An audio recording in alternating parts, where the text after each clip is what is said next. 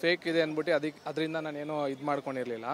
ಮತ್ತು ತಿರ್ಗಿ ಕಾಲ್ ಬಂತು, GST ಆಫೀಸಿಂದ ಕಾಲ್ ಮಾಡ್ತಾ ಇದ್ದೀರಿ, ನಿಮಗೆ ಈ ಥರ ಇದು ಬಂದಿದೆ ಟ್ಯಾಕ್ಸು, ನೀವೇನು ಪೇಮೆಂಟ್ ಏನಕ್ಕೆ ಇದು ಮಾಡಿಲ್ಲ ಅಂತ ಬಂದು ಇನ್ಫಾರ್ಮ್ ಮಾಡಿಲ್ಲ ಅಂತ. ನಮಗೇನು ಗೊತ್ತಿರಲಿಲ್ಲ ಇದ್ರ ಬಗ್ಗೆ ಮಾಹಿತಿ ಯಾರು ಏನು ಹೇಳಿಲ್ಲ ನಮಗೆ.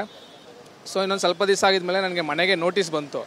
ನೋಟಿಸ್ ನೋಡಿ, ಇದೆ ನೋಟಿಸ್ ಬಂದಿದೆ.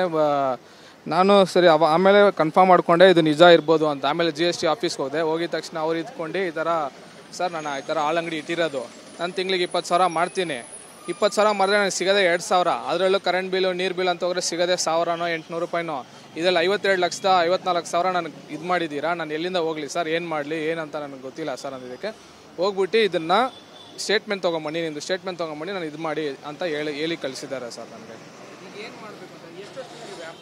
ಸರ್ ನಾನು ಒಂದು 3 ವರ್ಷದಿಂದ ಮಾಡ್ತಾಯಿದ್ದೀನಿ ಸರ್. 3 ವರ್ಷ ಆಯ್ತು ಇವಾಗ.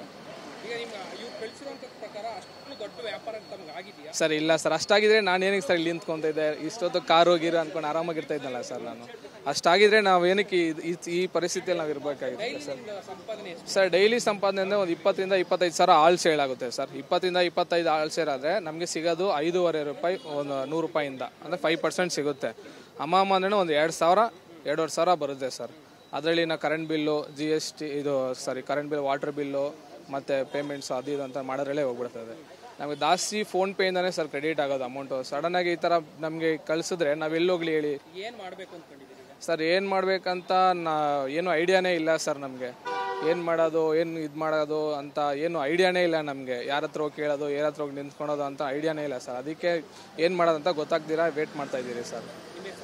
ಅಭಿಷೇಕ್ SK ಅಂತ ಸರ್. ನಾವು ಇಲ್ಲಿ ಮೇಕ್ರಿ ಸರ್ಕಲ್ ಹೆಬ್ಬಾಳ ಏರ್ಫೋರ್ಸ್ ಒಳಗಡೆ ಇದು ನಂದಿನಿ ಮಿಲ್ಕ್ ಪಾರ್ಲರ್ ಇಟ್ಟಿದ್ದೀನಿ ಸರ್. ಏರ್ಫೋರ್ಸ್ ಒಳಗಡೆ ಇಟ್ಟಿದ್ದೀನಿ.